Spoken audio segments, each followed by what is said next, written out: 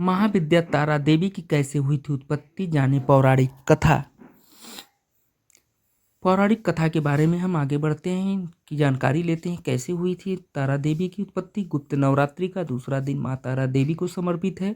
माना जाता है कि उनकी पूजा करने से सारे कष्ट मिट जाते हैं। महाविद्या तारा देवी के भी 3 रूप हैं, उग्र तारा, एक जटा और नील सरस्व। आइए जानते हैं माँ तारा देवी उत्पत्ति कैसे हुई और उनकी संपूर्ण कथा क्या है।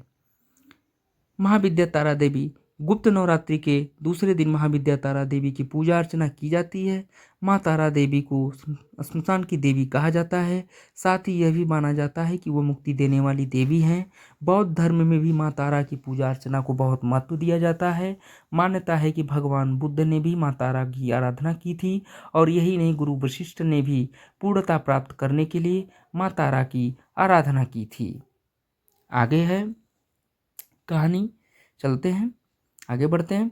पौराणिक कथाओं के अनुसार माँ तारा देवी की उत्पत्ति उस समय हुई थी जब समुद्र मंथन से जब विष निकला तो उसे भगवान शिव ने ग्रहण किया था।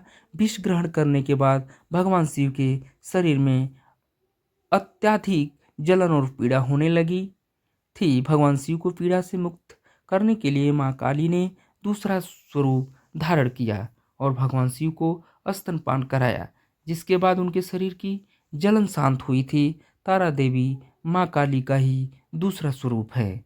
माँ तारा देवी की कथा क्या है, आगे बढ़ते हैं। माँ तारा देवी की उत्पत्ति से जुड़ी एक और पौराणिक कथा प्रचलित है, जिसके अनुसार माँ तारा देवी का जन्म मेरू पर्वत के पश्चिम भाग में चोलना नदी के किनारे पर हुआ था। हयग्रीव नामक के एक दैत्य का वध करने हेतु माँ महाकाली ने नील वर्ण धारण किया था।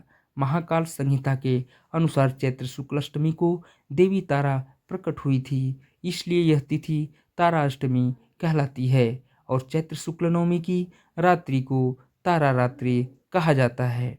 बंगाल के लोग बसंत पंचमी से पहले बेर खाने से क्यों करते हैं परहेज। बंगाल के लोग बसंत पंचमी से पहले बेर खाने से क्यों करते हैं परहेज, इसके बारे में हम आगे बढ़ते हैं, जानकारी लेते हैं क्या होता है। शिव पार्वती की इस मंदिर के बाहर है प्रचंड गर्मी, अंदर ठंड का प्रकोप। शिव पार्वती की इस मंदिर के बाहर है प्रचंड गर्मी, ठंड का प्रयोग। रामायण में वनवास के दौरान किसे भोगना पड़ा सबसे अत्यधिक कष्ट, जाने ऐसी मान्यता है। भगवान शिव जी ने माँ पार्वती को बताया कि आदिकाल में आपने भयंकर मुख वाले रावण का विनाश किया, तब से आपका यह स्वरूप तारा नाम से जाना जाता है। उस समय सभी देवताओं ने आपकी स्तुति की थी। आप अपने हाथों में खड़ग, नरमुंड, वार तथा अभय मुद्रा धारण की हुई थी। मुख से चंचल जिह्वा बाहर कर आपने भयंकर रूप धारण किया था। आपका वह विकराल रूप देख सभी देवता भयभीत होकर कांप रहे थे। आपके विकराल भयंकर रुद्र रूप को देखकर शांत करने के लिए ब्रह्मा जी आपके पास गए थे। रावण वध के समय आप अपने रौद्र रूप के कारण नग्न हो गई थी तथा स्वयं ब्रह्मा जी ने आपकी लज्जा निवारण हेतु आपको व्याघ्र चर्म प्रदान किया था। इसी रूप में देवी लंबोदरी के नाम से विख्यात हुई तारा रहस्य तंत्र के अनुसार भगवान राम निमित्त मात्र ही थे। वास्तव में भगवान राम की विध्वंसक शक्ति देवी तारा ही थी, जिन्होंने लंकापति रावण का वध किया था। दोस्तों, कृपया आप सभी लोग मेरे चैनल को सब्सक्राइब करें, लाइक करें। हम आपके बीच ऐसी ही कहानियाँ उपलब्ध कराते रहेंगे। आपका बहुत बहुत आभार होगा, बहुत बहुत धन्यवाद होगा।